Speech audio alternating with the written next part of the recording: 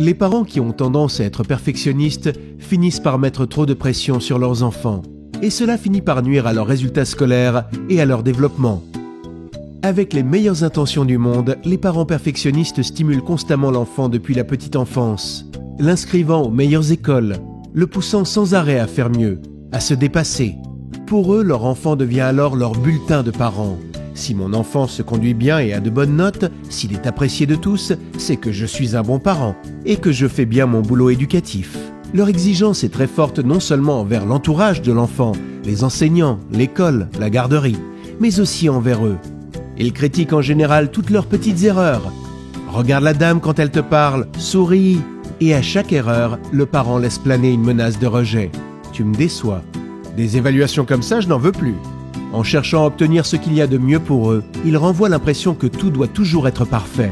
Dans un contexte comme celui-ci, l'enfant développe souvent l'impression que ses parents ne l'aimeront plus s'il n'est pas parfait.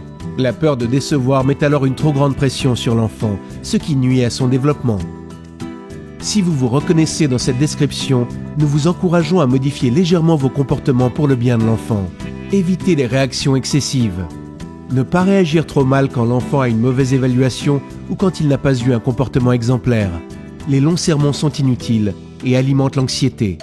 Votre message doit plutôt ressembler à « Dans la vie, il est normal de faire des erreurs. On en assume simplement les conséquences et on cherche à s'améliorer. » Diminuez la pression envers l'enfant.